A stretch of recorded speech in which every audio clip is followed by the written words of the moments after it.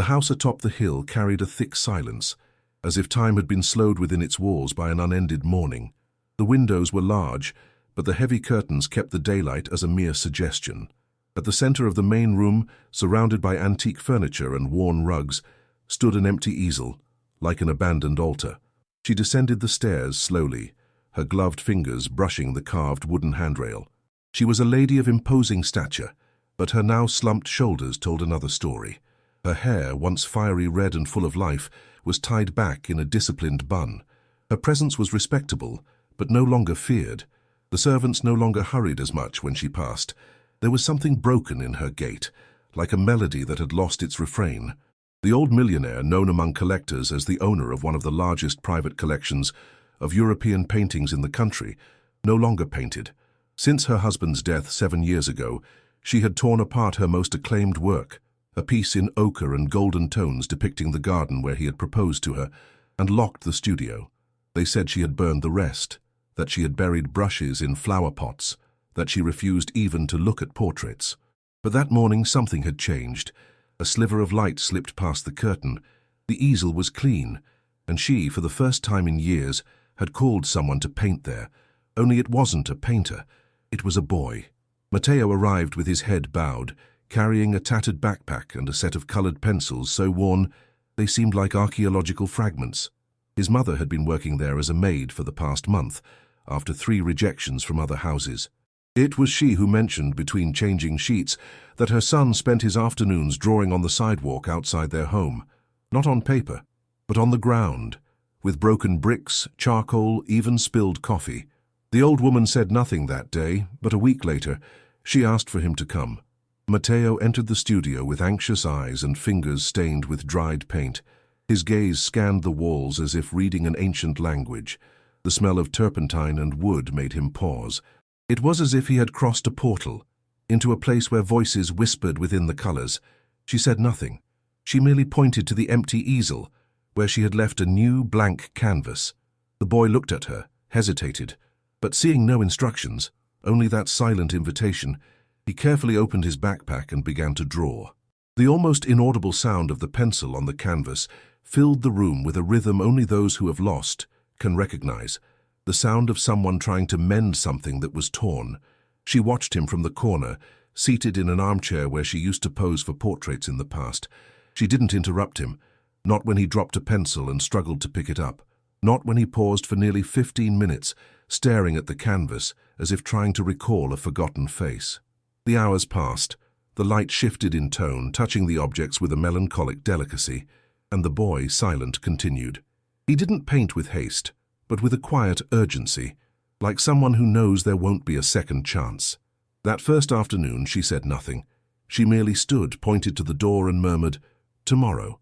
He returned the next day, and the day after, and the day after that. In silence, day by day, the canvas began to come to life. Slowly an image took shape, but it wasn't just any image. She began to recognize the lines, the twisted branches of the oak in the background, the wrought iron arch with wisteria flowers, the stone bench with a forgotten scarf. It was the garden, the same garden from the painting she had destroyed, but the boy didn't know that. He had never seen the original. He had never even seen a photo, nor did he know she painted. All he had was an instinct, or perhaps a silent listening to what lingered in the air of the house. One afternoon, when the sky hung heavy like lead and the wind hissed through the cracks, she approached the canvas for the first time. She didn't speak. She only touched with the tips of her fingers a small detail, a teacup resting on the garden floor with a crack shaped like a teardrop. She remembered that teacup. It was from the French porcelain set. He had broken one on the day they fought before he died. Her heart leaped as if something had struck her from within. The next day, Matteo didn't come. His mother said he had a fever, that it was probably just a cold, but he would stay home as a precaution. The old woman nodded coldly and returned to the studio. The canvas was there, incomplete, as if it had been interrupted mid-breath. On the third day without Matteo, she sat before the painting for hours. She began to notice details she hadn't seen before. The colors weren't exact, but they carried the memory of light. The branches seemed to move. The stone bench had cracks that were never in the original, but now they told more truth. It was a new version of the painting. sadder, more real, more complete. On the fourth day, she asked for Matteo to be brought to her. His mother hesitated, saying he was still coughing, but the lady insisted. She said she would send a car, that she would pay for a doctor, that she only wanted to see him finish what he had started. He arrived pale, with sunken eyes and a blanket over his shoulders. But when he entered the studio, his face changed. It was as if he had returned to a place where his body hurt less.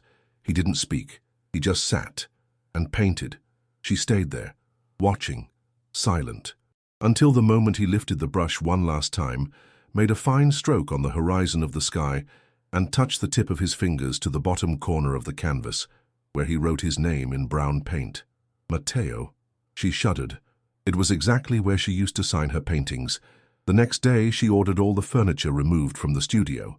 The dust-covered shelves, the unfinished paintings leaning against the walls, the old easels, everything was taken out with the care of someone who, for the first time in years, allows themselves to start anew.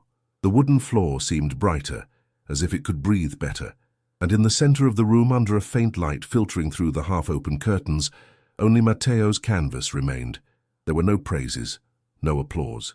But the old lady's eyes carried a restrained glimmer, as if an invisible tear had been sown there, between her lashes and her pride. That night she dined at the large table, not the small one in the kitchen, where she had eaten alone since her husband's passing. She ordered the old candles lit, the silverware polished. She served pumpkin soup with shavings of nutmeg, the same recipe he used to love. She ate slowly, chewing memories, and when she finished, she left the napkin folded perfectly on the plate, as she had done in the days when she still painted. The next day, Matteo returned, but this time she was waiting for him in the garden, the same garden. The flowers were drier than before. The wisterias had stopped blooming years ago, but the iron arch remained, and the stone bench too, now covered in moss and dead leaves. She said nothing. She merely handed him a thick sketchbook and a single charcoal pencil. The boy understood the gesture. He sat on the ground, crossed his legs, and began to draw. She stood, hands clasped behind her back, looking not at him but into the void, perhaps trying to see, in the air, the outline of the life she had let slip away for so long. The image that emerged on that paper was raw. There was no romanticism. The branches were broken, the ground cracked, but there was something honest there, brutally true, and for the first time she cried, not from pain, but from release. She cried as if untying an old knot, as if finally accepting that what was lost didn't need to be erased, only transformed. In the days that followed, Matteo became a constant presence. He painted in silence, listening to the sounds of the wind, the distant bells, the clock on the wall marking hours that seemed slower there, and the lady, who had barely spoken to the servants before, began to change. She invited Matteo's mother for tea, offered her a cushioned chair, something unthinkable weeks earlier, asked where they came from, what their neighborhood was like. If Matteo had a father, the answer was brief, not anymore, and the woman's eyes grew wet, but they didn't ask for comfort. There was a dignity there that the old lady recognized and respected. One afternoon, Matteo brought a gift, a folded piece of paper, handled with almost reverent care. When she opened it, she saw a portrait of herself, not young, not idealized, but as she was now, with wrinkles, sunken eyes, a loose bun, and a distant expression. But there was tenderness in the lines. It was the gaze of someone who still existed. She held the paper for long minutes, then folded it again and tucked it inside an old book, without saying a word. At the end of that week, something unexpected happened. A visitor, a well-known art dealer from the city, who hadn't visited the mansion in years. He had been a friend of her husband, a regular at the artistic dinners that once filled the now dusty hall. He came out of courtesy, or perhaps nostalgia, but what he found was the smell of fresh paint and the sound of a brush being cleaned with an old cloth. When he saw Matteo's canvas, he stopped. "Who painted this?" The old lady didn't answer immediately. She merely looked at him with an ambiguous expression, as if the question wasn't so simple. "A guest," she said at last. The dealer approached the canvas. His eyes, trained by decades, roamed over every detail like a silent critic, but there was no criticism, only a sigh. "This has soul." She remained still. He turned to her, hesitant. "Is it your grandson?" She gave a half-smile, as if hearing a question she'd never thought to answer. No. And where did he learn this? She didn't answer, because even she didn't know. The following Sunday, she organized something the house hadn't seen in a long time, a garden tea. She invited a few people, some old names, a discreet neighbor, an art professor who frequented the library. She prepared everything herself, ordered the samovar polished, served fig tarts and black tea with lemon, and in the center of the garden, on an improvised easel, she placed Matteo's work. She didn't announce it. She didn't make speeches. She simply let them see. The painting spoke for itself, and the reactions came in silence, people gripping their cups tighter, people pausing before the canvas as if looking at something forgotten, people who in the end only murmured, "Who did this?" and left without waiting for an answer. That night, Matteo didn't return. He stayed home, with a fever again, but the lady sat before the canvas and wrote a letter, short, calm, like all things that hold truth. In the envelope, she placed a voucher for a local art school, a full scholarship, signed by her, and with the letter, she sent a small leather case. Inside were 3 old brushes, the only ones she hadn't burned. Matteo opened the case with fingers still stained with charcoal. The brushes were clean but old, their handles slightly cracked, their bristles shaped by time. He ran his fingers over them as if touching a sacred object. He said nothing. He didn't ask why or what for. He simply understood. In the letter, the handwriting was firm, slanting forward with precise strokes. He read it quietly, alone in his backyard, while his mother watched from the doorway. The afternoon breeze stirred the dry leaves on the ground, and the sky seemed clearer than usual. Boy with silent hands, you brought color back to what I thought was lost. I don't know where your images come from, but I know where they're going. Into people's hearts. Let no one teach you to forget that. The signature below was discreet, without a surname, just Clara. The following Monday, Matteo didn't go to the studio, nor on Tuesday. The old lady waited, first with curiosity, then with unease, and then with a kind of longing that didn't hurt but itched, as if something inside her was being reborn. On Wednesday, she went to the room where she kept the old paintings, the ones that hadn't been destroyed. She took out 1, 2, then 3. She looked at them with new eyes. They were no longer windows to the past. They were broken mirrors. And yet now they seemed useful. True. For the first time in 7 years, Clara put on an apron. She opened a box of hardened paints, stirred them with patience, tested the brushes. Her hand trembled slightly. But slowly, the old muscle memory awoke. She painted slowly, without trying to mimic what was lost, without wishing to relive what was gone. She painted like Matteo, with listening, with humility, with the understanding that silence, too, is a tone. She didn't seek beauty. She sought peace, and it came, first in a sepia tone, then in a broken line, finally in a purposeful void.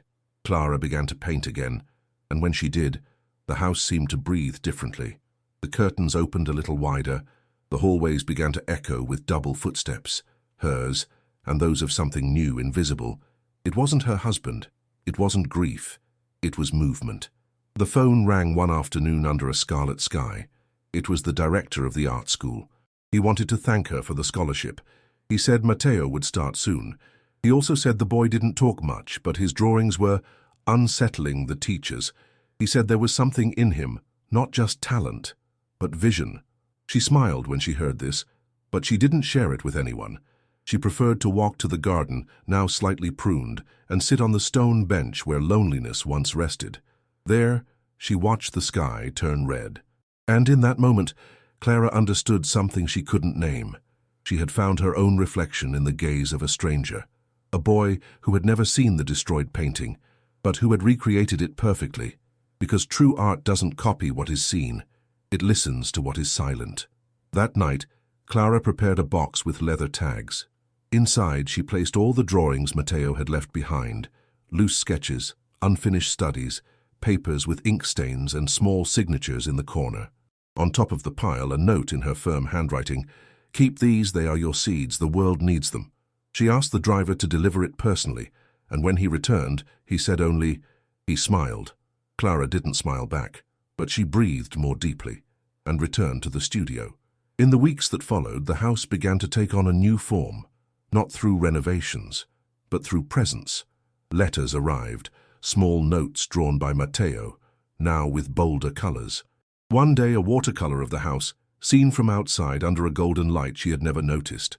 Another day, a portrait of her with a brush in hand, not painting, just holding it, like someone preparing to say something but still choosing silence. Clara framed that one and placed it in the entrance hall. It was the first image of herself she allowed to be displayed in 30 years. At the end of autumn, she wrote her will.